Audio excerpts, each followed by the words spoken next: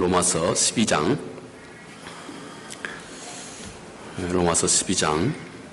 우리 9절 말씀에서 우리 11절 말씀까지입니다. 로마서 12장 9절 말씀에서 11절 말씀까지 우리 같이 한 목소리로 읽도록 하시겠습니다.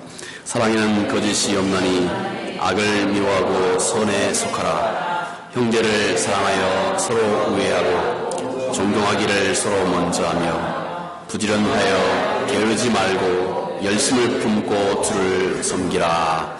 아멘.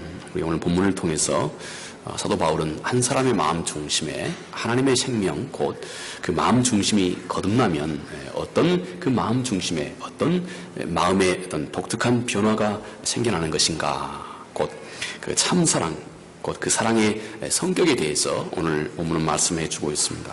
본문 말씀 통해서 우리는 함께 생각해 보아야 할 주제는 먼저 오늘 사도가 그렇게 말씀합니다. 먼저 우리 마음 중심의 진정한 사랑은 우리 마음 중심의 거짓을 넘어가는 것이다. 곧 우리 마음 중심의 거짓이 아닌 정직함이 우리 마음속에 자리하게 된다. 그런데 오늘 우리가 함께 읽은 이 거짓이라고 하는 말, 9절 말씀에 사랑에는 거짓이 없나니 하는 이 말은 원래는 그 위선이라고 하는 말입니다. 위선, 히포크레시라고 하는 위선이라고 하는 말을 이렇게 번역한 것입니다. 그래서 먼저 우리 마음 중심의 진정한 사랑은 우리 마음속에 어떤 위선의 어떤 베일을 벗게 된다 하는 것입니다. 둘째, 한 사람 마음 중심에 하나님을 향한 진정한 사랑이 싹트올 때는 그는 하나님의 뜻을 거역하는 것에 대해서 본능적으로 저항하는 능력을 또 갖게 된다 하는 것이 또 오늘 우리가 함께 두 번째로 생각해야 할 주제입니다. 세 번째, 하나님 향한 진정한 사랑은 곧 그 사랑이 내 이웃, 내 형제, 내 이웃에게 또 형제와 자매에게 우리는 깊은 신뢰와 사랑으로 또 동시에 드러나게 된다 하는 것입니다. 이것이 오늘 우리가 함께 생각해 볼 오늘 중요한 주제가 되겠습니다. 먼저 참사랑, 항상 이것은 곧 거짓, 곧 위선이 없는 것으로 드러나게 된다 하는 것입니다. 9절에 사랑에는 거짓이 없나니 하는 이 거짓이라고 하는 말이 곧 성서는 위선이라고 하는 원래의 말입니다. 자, 사랑에는 곧 위선이 없다 하는 것입니다.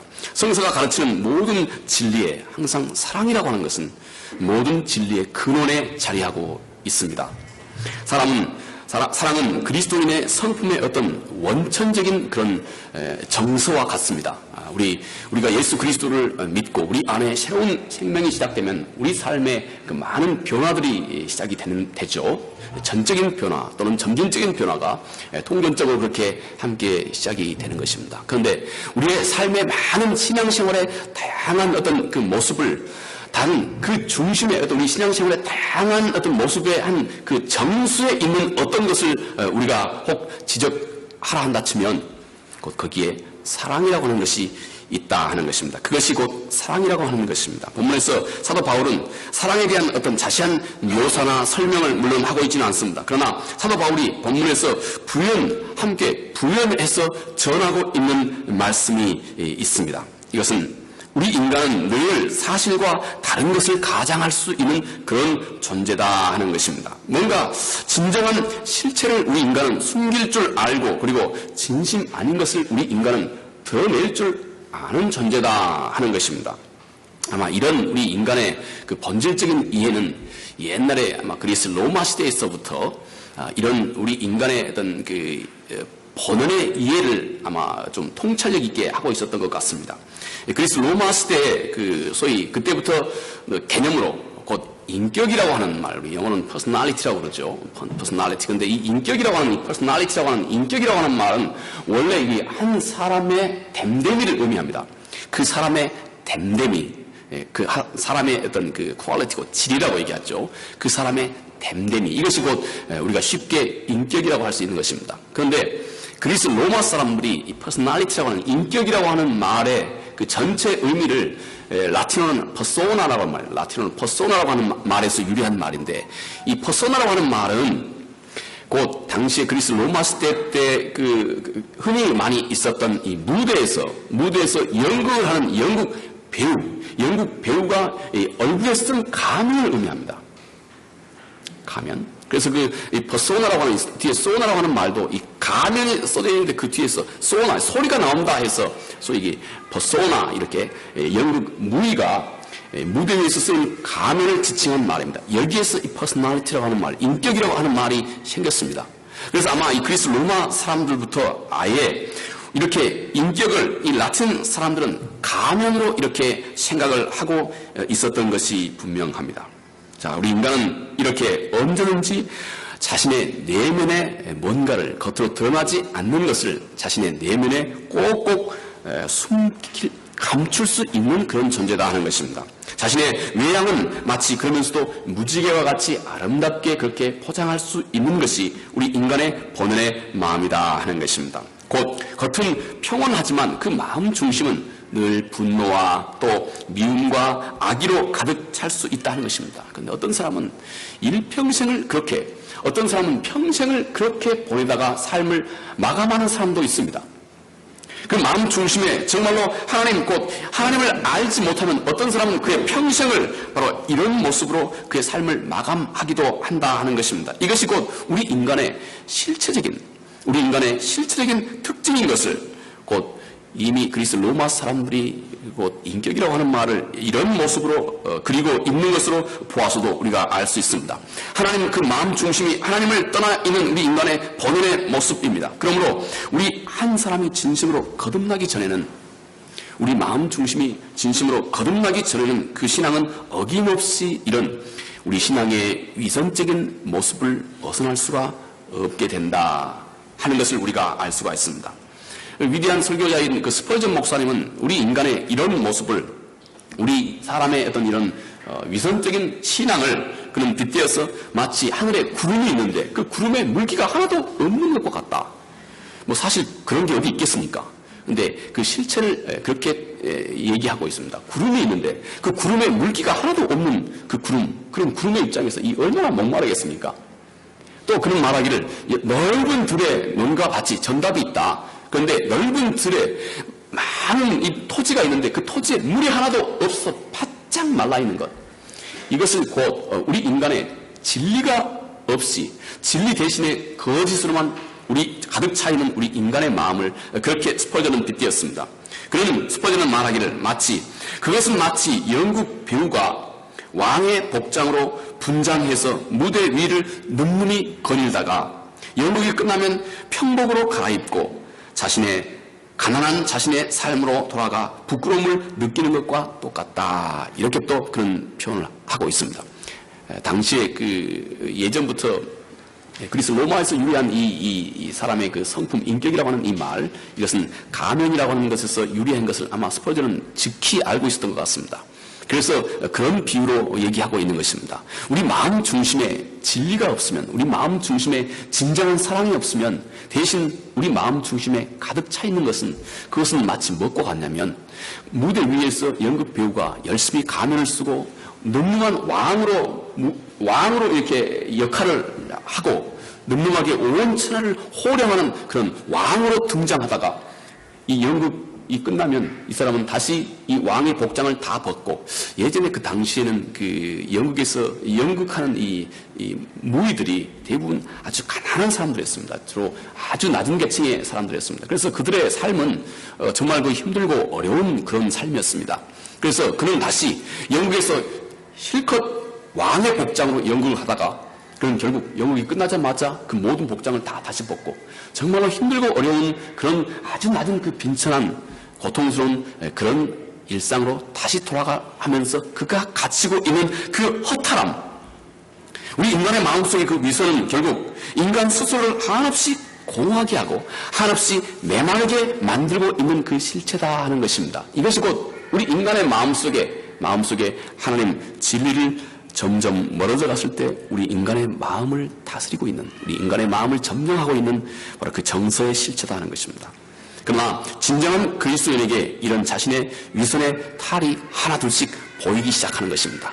우리 안에 진리를 마치 빛처럼, 진리를 맡은 빛이 되어서 우리 속에 있는 하나님 그분을 떠난 이 잘못된 거짓된 모습이 점점 보이기 시작하는 것입니다. 점점 볼 수 있게 되는 것입니다. 그래서 그는 이제부터 자신의 마음에 자리하고 있는 이 잘못된 거짓의 싹을 하나 둘씩 잘라내는데 강한 의지를 그는 품게 되는 것입니다.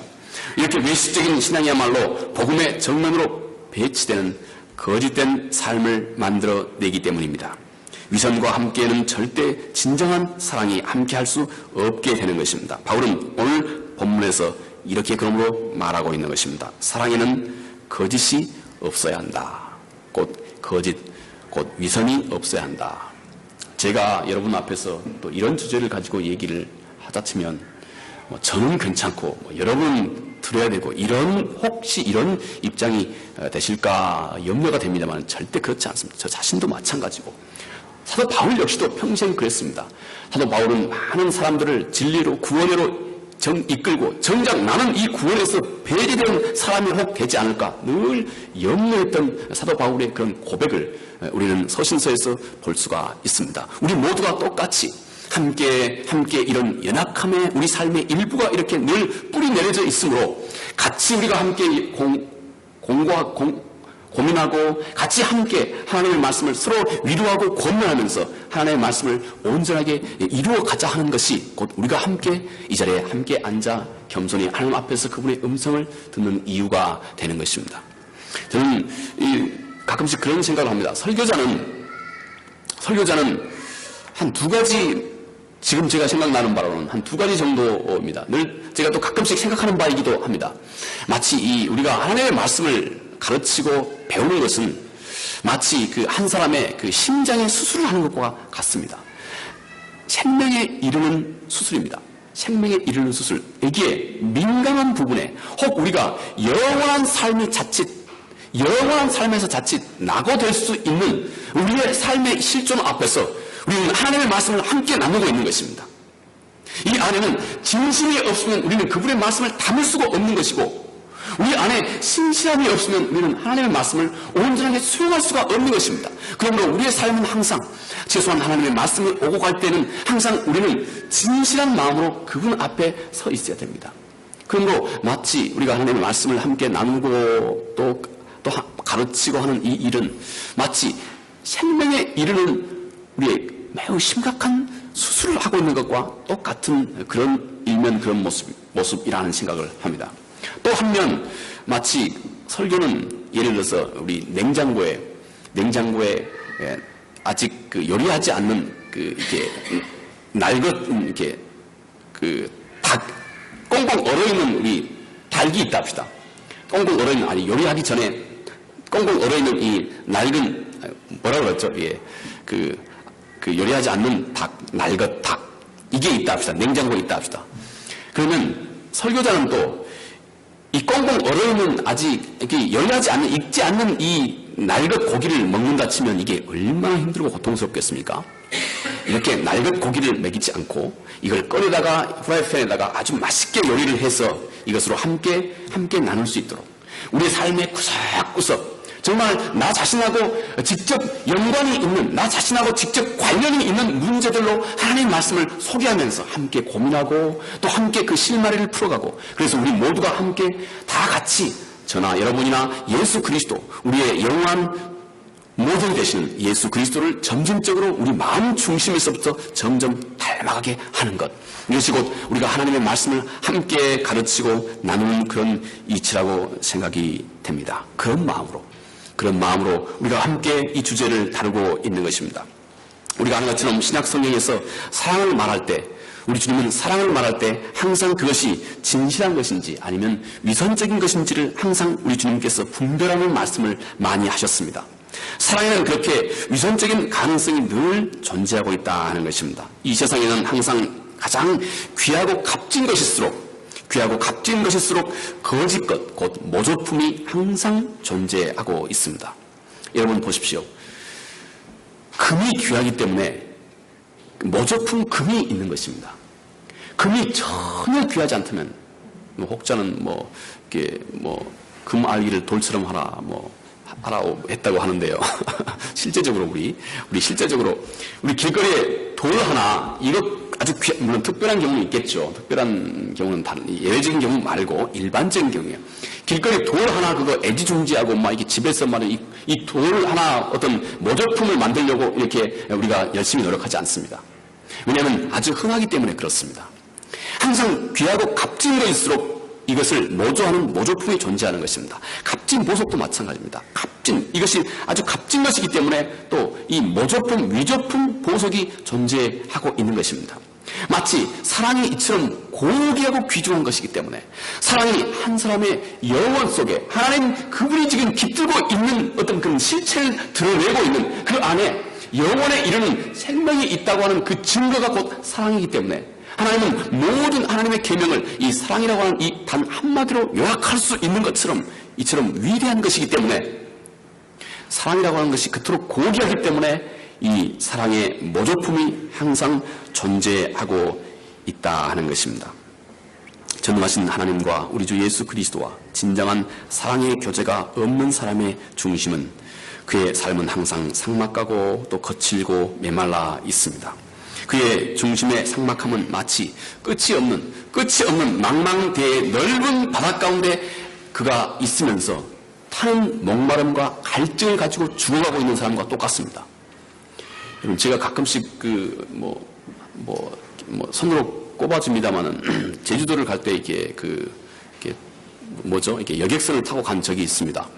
한 번은 좀 자그마한 배를 타고 이제 해안선을 이렇게 한번 가본 적이 있어요. 그래서 좀 배가 이제 좀 멀리만큼 이제 바다 해안선에서 좀 멀리만큼 이렇게 깊이 나왔습니다. 근데 보니까요, 이게 가까이 이 바다를 이제 가까이서 보니까요, 이 물이 말이죠, 얼마나 넘칠거리는지 아마 여러분 많이 혹시 보셨지 않습니까?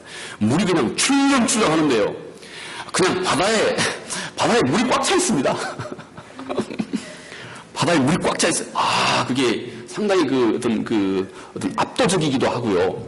뭐가 꽉 넘실넘실 하는 게 말이죠. 이게 참, 느낌이 참 이렇게 대단했습니다.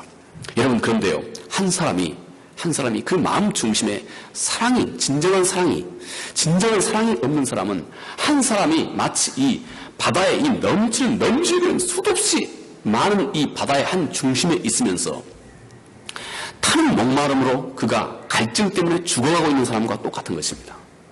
여러분, 왜 그가 바다의 한 중심에 있으면서 그가 갈증 때문에 죽어갑니까? 왜 죽어갑니까? 물이 이렇게 많이 온 천지에 물이 가득한데 왜 물을 못 마시고 죽어갑니까? 물이 짜서요. 짠 물이기 때문에, 먹을 수 없는 물이기 때문에. 너무 이렇게 어려운 질문이어서 여러분들께서 아마 너무 차원 높은 질문이라서 아마 답을 안 하시고 계신 것 같은데, 물이 짜서 그 물이 짜기 때문에 그 짠 물을 먹게 되면 더 갈증을 더 가속시킨다고 그래요. 자, 그것 때문에 그렇습니다. 자, 우리가 마치 하나님 그분의 진리가 그분의 사랑이 우리 마음 가운데 없으면 우리 주변에 이렇게 넘쳐있는 이 물이 짠물이 되어 있는 것입니다. 하나님이 원래 짠물을 주신 게 아니고 그가 지금 이 넘치는 물을 짠물로 만들고 있는 격과 같다 하는 것입니다. 우리 마음 중심에 하나님 그분의 은혜가, 우리가 늘 하나님 그분의 말씀에 죄와 불순종 가운데 우리가 살아가고 있으면 넘치는 이 하나님의 은혜와 그분의 계명과 그분이 우리에게 부탁하신 이 모든 것이 그에게는 항상 짜고 또 두렵고 쓰디쓴 못 먹을 것이 항상 불과한 것입니다. 우리 마음 중심이 하나님과 떠나 있으면 하나님 그분께서 내 삶을 이끌어가고 있는 내 삶의 모든 경험들, 이 모든 것들이 그저 못 쓸 것에 불과한 것입니다. 하나님이 또 우리에게 베풀으신 그분의 은혜와 사랑과 그분의 말씀과 계명과 우리가 이 땅에서 우리의 생명을 보호하고 지키고 유지하고 마지막까지 영원한 생명으로 무사히 잘 안착할 수 있도록 하나님께서 우리에게 주시는 것이 하나님 그분의 계명이거든요. 그런데 우리 마음 중심이 여전히 그분의 마음과 하나가 되어 있지 않으면 죄와 불순종으로 우리 마음이 가득하면 그분의 모든 은혜가 곧 먹을 수 없는 짜디 짠물로 지금 내가 대하고 있는 것과 같은 것이다 하는 것입니다. 그가 하나님을 그렇게 대하고 그가 하나님을 그렇게 취급하고 있는 것입니다. 결국 바다 한가운데서 그는 목마름으로 사망에 이르러 가고 있는 것입니다. 그러나 그 중심이 하나님께 진정으로 회개하고 돌이킨 사람은 그 넓은 바다라고 하는 것을 제가 지금 의도하고 있는 바는 우리 삶의 모든 경험들입니다. 우리 삶의 모든 마치 넓은 바다처럼 늘 풍성 깊이 내 삶이 늘 연관된 매일매일 내 삶이 늘 경험하고 있는 내 삶의 모든 이 풍성한 삶의 경험들, 이 모든 삶의 경험들이 우리가 얼마든지 그 안에서 마시고 먹을 수 있는 하나님 그분의 생명의 생수가 되고 있는 것입니다. 그러나 우리 삶이 하나님 그로부터 멀어져가 있으면 내가 경험하는 마치 바닷물과 같이 풍성한 내 삶의 모든 경험들이 전혀 내 갈증과 해갈, 곧 전혀 그 안에서 어떤 생명의 사랑의 생수가 되지 못하게 되는 것이다 하는 것입니다. 그는 하나님 안에서 넘치는 기쁨과 감사와 평강을, 그러므로 우리 마음 중심이 온전히 그분을 진심으로 사랑하고 그분과 하나가 되어 있을 때 우리의 삶의 모든 경험들이 마치 넓은 바다와 같이 풍성하게 우리에게 마실 물이 돼 가고 있다 하는 것입니다. 이런 진정한 사랑이 한 사람의 구원의 증거로 가장 쉽게 드러나기 시작하는 열매입니다. 그래서 사도 바울이 성령의 열매를 말할 때 그는 항상 사랑을 말했습니다. 우리가 아는 것처럼 갈라디아서 5장 22절 이하에 성령의 열매를 표현하고 있는데, 곧 성령의 열매는 항상 그 영어 성서는 정확하게 그 수개념을 표현하는데요.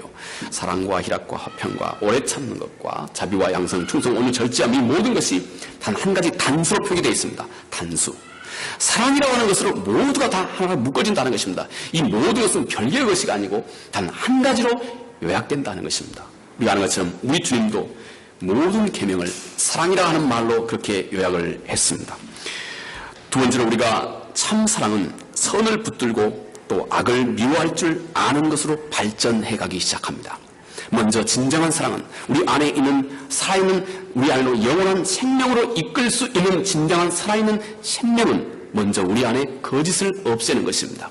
우리 안에 위선을 없애는 것이고, 둘째, 이 진정한 우리를 영원한 생명으로 이끌 수 있는 살아있는 이 생명은, 살아있는 이 참 사랑은 우리로 하여금 하나님 그분이 싫어하는 것을 나 역시 똑같이 싫어할 수 있는 능력을 우리 안에서 만들어 가게 된다 하는 것입니다. 한 사람 중심에 하나님을 향한 진정한 사랑이 불붙어 오면 여러분 어떤 현상이 일어나겠습니까? 하나님께서 사랑하는 그의 자녀들을 이 세상 속에서 보호하시고 지키시는 하나님 그분의 방법이 사랑하는 자녀들의 마음을 뜨겁게 하는 것입니다. 사랑하는 자녀들의 마음 중심을 불타게 하는 것입니다. 진리로 불타게 하는 것입니다. 우리 마음 중심을 뜨겁게 함으로 하나님께서는 이 세상에서 그토록 많이 우리 앞에, 수없이 많이 우리 앞에 놓여져 있는 수많은 유혹과 시험과 또 많은 이 세상의 것에서 그의 사랑하는 자녀들을 지키고 유지하는 것입니다. 그의 생명을 지키고 유지하는 것입니다. 그의 마음 중심이 뜨겁게 함으로 말미암아서 우리로 하여금 이 세상에 수없이 많은 유혹이 우리 안에, 우리 중심에 함께 거하지 못하도록 하나님께서 만들어 주시는 것입니다. 이것이 하나님께서 그의 사랑하는 자녀들을 지키는 방법입니다. 여러분, 여기 까만 숯이 있습니다.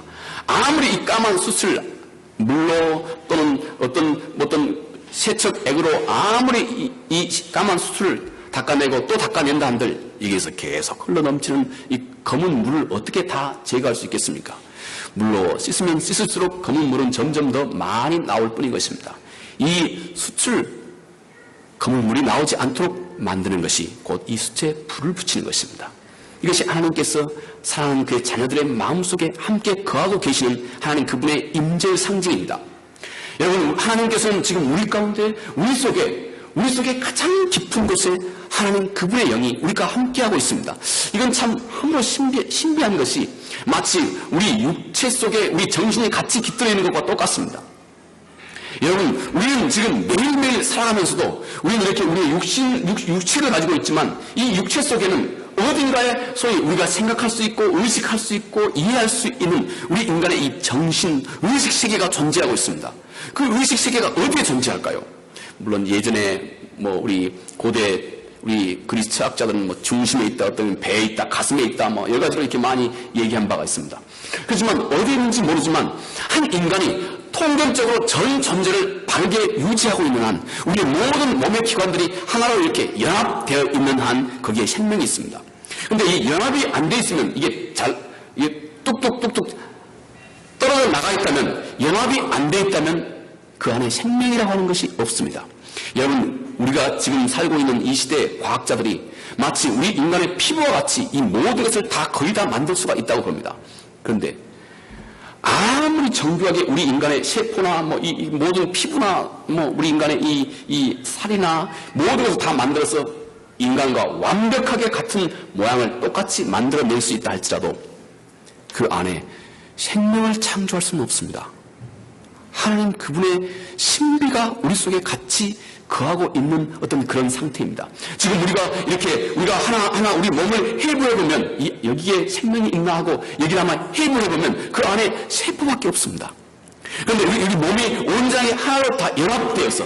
우리 몸이 하나로 연합되어 있을 때 우리 몸은 그 안에 생명이라고 하는 그 신비를 우리 안에 품고 있습니다. 하나님이 우리 안에 영으로 마치 우리의 정신이 우리 육체 가운데 거하고 있는 것처럼 하나님의 영이 지금 우리 가운데 우리와 함께 하고 있다 하는 것입니다. 하나님이 그 상한 자녀들을 이 땅에서 지키는 방법, 그리고 상한 자녀들의 의식 속에서 삶 속에서 지키는 방법이 그의 마음 중심을 이렇게 뜨겁게 하는 것이다 하는 것입니다. 그런데 여기 한 가지 특이한 것은 그 마음의 중심에 주를 향한 건강한 열정과 사랑이 있는 사람은 이런 독특한 한 가지 정서를 갖기 시작합니다.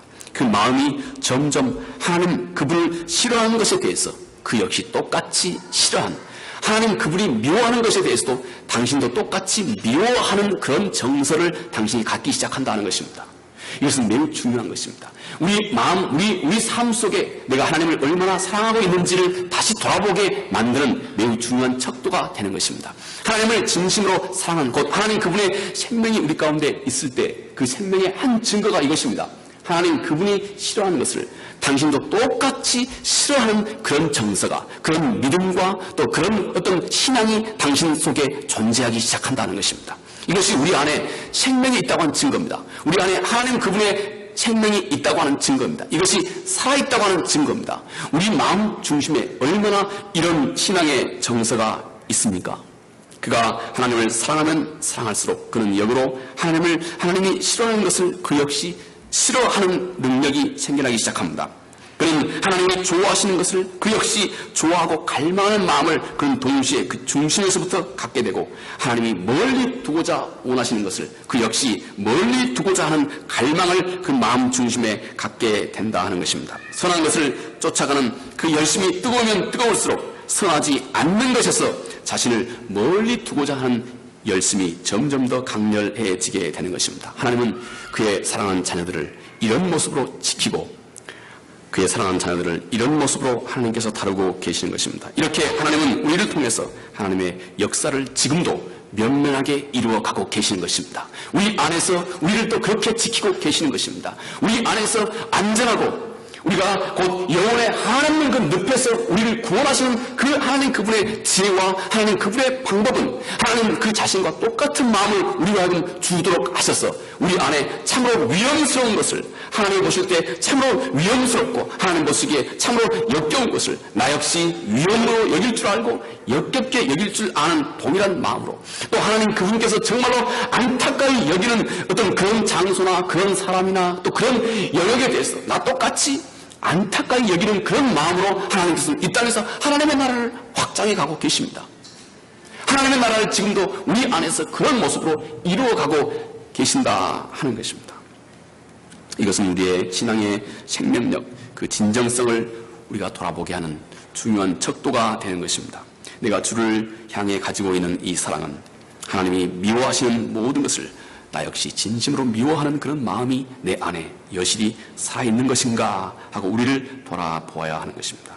이것이 자신의 신앙의 그 생명력을 진단해보는 좋은 척도가 되기 때문에 그렇습니다. 우리가 이 세상에 있으면서도 하나님 그분이 정말로 싫어하시는 그런 모습을 나 역시 함께 싫어하는 그런 마음이 없다면 우리는 우리의 신앙은 뜨뜻미지근한 신앙으로 여전히 머물고 있는 것입니다. 우리의 신앙은 주님이 지으신 정상적인 것이라면 우리 신앙은 주님과 똑같은 마음, 주님의 마음이 머물고 있는 곳에 우리 역시 똑같은 마음을 머물 수 있는 참으로 신비한 능력을 하나님께서 우리 모두에게 베풀어 주는 것입니다. 새로운 생명의 씨앗이 우리 가운데 자리하기 때문에 그렇습니다. 우리는 그 씨앗을 잘 키워가야 할 책임이 우리에게 있는 것입니다.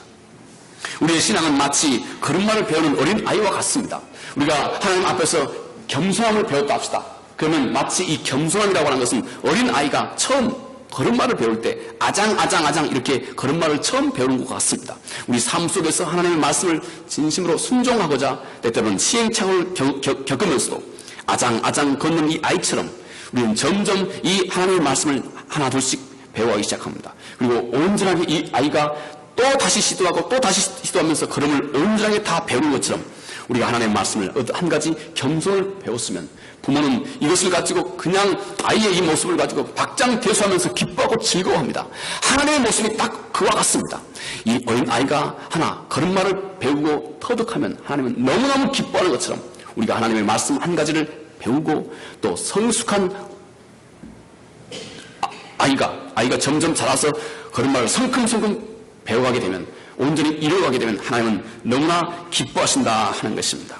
이렇게 하나님께서 늘 우리 삶 가운데 하나님 그분의 은총과 은혜와 사랑을 마치 씨앗처럼 우리에게 늘 주고 계시는 것입니다. 여러분, 한 여인이 그 동네에 처음 생긴 가게에 이제 쓱 들어갔습니다. 하도 가게가 멋있고 아름다워서 한 여인이 이제 처음 만들어진 동네 새롭게 생긴 이 가게에 이제 여인이 쓱 들어갔습니다. 그런데 이 여인이 이 가게에서 만난 이 가게 주인은 사람이 아니고 신이었습니다. 신. 발음하기가 좀 어려웠어요. God. 하나님. 신이었습니다. 신. 얘기가 좀 심각해져 가죠. 예, 이 여인이 가게에 또 너무 가게가 아름답게 이렇게 뒤에 장식이 돼 있어서 참 그 기쁜 마음으로 가게를 썩 들어가는데 가게 주인이 신인 겁니다. 신. 그래서 아마 이제 이 여인이 그 주인 대신 신에게 그렇게 물었습니다. 제가 왜 이런 얘기를 드리냐면 제가 예전에 하나님을 간절히 찾던 때가 있었습니다. 간절히 하나님을 찾던 때가 있었는데요. 그때 제가 참 마음이 답답하고 좀 이렇게 복장이 터질 것 같았어요. 제가 이 구글에서 인터뷰 with God라고 하는 것을 제가 한번 구글에 활자를 쳐서 이제 구글에서 한번 서치를 해봤습니다. 한번 여러분 심심하시면 그렇게 해보십시오. 근데 거기에 참 좋은 통찰력이 있는 그 내용이 거기에 있습니다. 인터뷰 with God. 하나님과의 인터뷰. 구글에 보면요. 거기 참 제가 오래전에 마음이 참 제가 이제 참 답답하고 정말 그 하나님 그분을 제가 참 갈망하던 때가 있었습니다. 그런데 그때 제가 하도 거의 그냥 장난 반 이렇게 한 거죠. 얘라. 이 최고의 정보를 가지고 있다고 하는 이 구글이 뭐라고 부르나 보자 하고 행여도 혹시 여기에서 뭔가 하나님이 내게 어떤 통찰을 주지 않겠나 하는 생각이 들어서 구글에다가 인터뷰 with God 하는 걸 제가 이렇게 넣어봤습니다. 거기 참 일종의 대열을 낚았습니다. 여러분도 한번 다음에 시간이 되시면 보십시오. 참 많은 통찰력을 주는 내용이 거기에 있습니다. 실제로. 그런데요, 이 여인이 이제 가게 주인이 하나님이시니까 얼씨구 잘 됐다 하고 이 여인이 신 대신 하나님 가게 주인에게 물었습니다. 여기서 뭘 파시죠? 물었습니다. 그러니까 빙그레 웃으시면서 내가 필요한 게 뭐냐? 내가 필요한 걸 다 취급한다. 그래 말씀하십니다. 아하, 잘됐다. 이 여인이 잘됐다. 평소에 내가 지금 갖고 싶은 거 많았었는데 하고 이 여인이 곰곰이 생각하다가 그 여인이 평소에 가지고 싶은 모든 것을 다 이 가게 주인에게 이제 말했습니다. 평화와 사랑과 다른 사람에게 존중받는 것과 우리 또 죽동 한빛교회에 많은 분들이 오셔서 하나님의 은혜를 더 많이 더 풍성하게 누리는 것과 아무튼 원하는 것 다 신에게 얘기를 다 했습니다. 나는 진정한 이 평화와 또 사랑과 또 은혜와 이 모든 것을 충분히 이룰 수 있는 열매를 내가 원합니다 하고 이 여인이 가게 주인 신에게 그렇게 얘기를 했습니다. 그러자 신이 대답하신 그분의 답변이 빙그레 웃으시면서 하시는 답변이 그렇게 말합니다. 나는 이곳에서 열매를 취급한 게 아니고 씨앗만 취급한다. 물론 씨앗과 열매가 뭔 차이가 있는지 모르겠습니다만은 그렇게 말씀하셨습니다. 그 동기에서는 차이가 있는 것이죠. 이것은 우리에게 많은 통찰을 우리에게 줍니다. 하나님은 늘 우리 삶을 다스리시고 우리 삶을 이끌어가시는 하나님 그분의 지혜가 늘 담겨져 있는 얘기입니다. 우리는 많은 경우 하나님 앞에 우리가 기도할 때도 그렇습니다. 하나님 앞에 우리가 뭘 요구할 때도 항상 그렇습니다. 우리는 항상 하나님 앞에서 완성된 것을 늘 가지고 완성된 것을 요구합니다. 하나님, 제게 이것 주십시오. 이것 주십시오. 우리가 하나님 앞에 요구하는 것은 항상 완성된 완성품입니다. 그런데 하나님은 우리에게 이런 완성된 완성품을 거의 주시지 않습니다. 대신 그 완성품을 당신이 충분히 이룰 수 있는 거기에 필요한 모든 것을 하나님께서 우리에게 하나둘씩 주기 시작하는 것입니다. 하나님에 대한 충분한 확신을 우리에게 먼저 줍니다. 하나님 그분 안에서 모든 것이 가능하다고 하는 그 믿음을 또 우리에게 심어줍니다. 또 하나님 그분이 모든 것이라고 하는 거기에서 오는 능력을 하나님께서 우리에게 공급해 줍니다. 하나님의 유일한 답이 하나님 그분께 있다 하는 그 확신을 하나님께서 우리에게 공급해 줍니다. 하나님은 이렇게 우리는 늘 열매를 구하지만 하나님은 우리에게 씨앗을 하나님께서 우리에게 공급해 줍니다. 이것은 마치 이와 같습니다. 우리는 기도할 때도 마찬가지입니다. 우리는 하나님 앞에 기도할 때도 우리는 많은 경우 우리가 온전히 그 계획하고 있는 그 완성된 어떤 완성품을 우리는 하나님 앞에 늘 기도합니다. 다시 말해서 좀 이게 다른 말로 우리 학교용어로 얘기해 본다면 우리는 늘 하나님 앞에 강론 아주 구체적인 것을 가지고 하나님 앞에 갑니다. 구체적인 것을 하나님 오늘 우리에게 이거 필요한데고 이거 주십시오 하고 어떤 구체적인 것을 가지고 하나님 앞에 나갑니다. 그런데 많은 경우 물론 다양하게 하나님께서 우리 기도에 응답하시죠. 그런데 많은 경우 하나님은 우리가 어떤 강론을 가지고 하나님 앞에 가지만 학교용어로 해본다면 하나님은 총론으로 응답합니다. 하나님, 내가 건강이 필요합니다. 하나님 지금 건강이 필요합니다.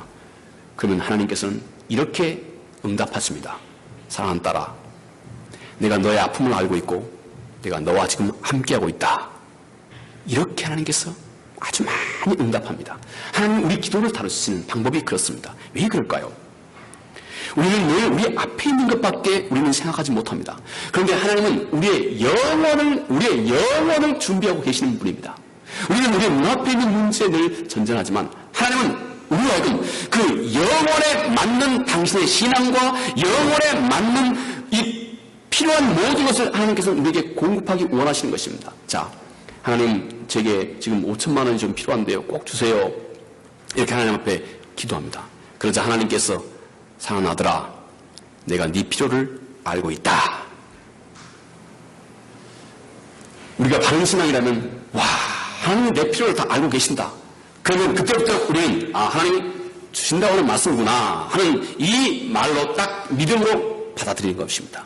그리고 그때부터 이제 하나님이 약속하신 것이 내 삶 속에 내가 충분히 눈으로 확인할 때까지 겉으로 드러날 때까지 우리는 그 믿음을 가지고 하나님 앞에 씨름하기 시작합니다. 그런데 정작 하나님이 주기 원하시는 것은 당신에게 필요한 5천만 원이 아니고 당신이 모든 것이 하나님 그분께로부터 온다 하는 이 믿음, 이 확신, 그리고 하나님을 당신이 그런 사람으로 알아볼 줄 아는 그 믿음, 이것이 당신에게 중요한 것입니다. 하나님은 바로 우리는 이렇게 작은 강론으로 하나님 앞에 구하지만 하나님은 우리에게 총을 공급하시는 분입니다. 우리는 하나님 앞에 눈 앞에 보이는 것을 그분 앞에 구하고 그분 앞에 나가지만 하나님은 내게 가장 민감한 내 관심이 온전히 기울어져 있는 이 문제, 이 이슈를 가지고 하나님은 내 인격과 내 성품 자체, 내 온전하게 하나님의 나라에 당신이 이르기에 충분한 그 믿음과 인격과 성격과 모든 것을 하나님께서는 바로 그 믿음을 가지고 당신이 인내하면서 마지막까지 기다리고 하나님 그분을 신뢰하고 있는 그 과정 속에서 당신이 그분을 하나님을 그렇게 신뢰하고 그분 앞에 끝까지 기다리고 있는 당신의 그 믿음 안에서 정작 당신이 영혼에 필요한 모든 것을 하나님께서 그때 다 부어주시는 것입니다. 다 쏟아 부어주신 것입니다. 이것이 아버지 하나님의 마음입니다. 우리는 근시안처럼 우리 눈앞에 보이는 것을 가지고 그러나 하나님은 즉히 우리의 약함을 아십니다. 그러므로 우리의 눈앞에 보이는 이것을 가지고 우리는 어린 아이처럼 그분 앞에 매어달려 그분 앞에 기도합니다. 최소한 우리는 이것이 나에게 핫 이슈가 되어 있는 것입니다. 나에게 내 삶 속에서 이게 정말 중요한 이슈가 되어 있습니다. 그렇기 때문에 나는 이것을 가지고 하나님 앞에 나갑니다. 하나님 앞에 버티면서 하나님 앞에 기도합니다. 하나님은 당신이 가장 큰 관심이 집중되어 있는 그 문제를 가지고 하나님은 그 문제뿐만 아니라 정작 당신에게 필요한 모든 것을 하나님께서 그 믿음으로 씨름하는 과정을 통해서 우리에게 다 공급해 주신다 하는 것입니다.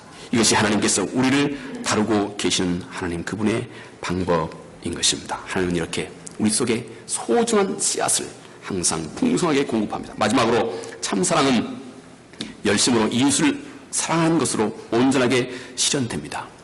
내 이웃을 진심으로 사랑하는 것으로 실현된다는 것입니다. 우리 10절에 형제를 사랑하여 서로 우애하고 존경하기를 서로 먼저 하라 이렇게 말씀합니다. 진정한 사랑의 본이 곧 우리 주 예수 그리스도입니다. 우리 주님께서 요한복음 13장 34, 35절에 새 계명을 너에게 주노니 서로 사랑하라. 내가 너희를 사랑한 것 같이 너희도 서로 사랑하라. 너희가 서로 사랑하면 이로써 모든 사람이 너희가 내 제자인 줄 알리라. 이렇게 말씀하고 있습니다. 여러분, 먼저 하나님을 사랑하는 자는 반드시 눈에 보이는 형제를 사랑하게 된다는 것입니다. 당신이 정말로 하나님을 사랑하고 있습니까? 그러면서 형제를 미워하고 있습니까? 당신의 사랑은 가짜입니다. 거짓입니다.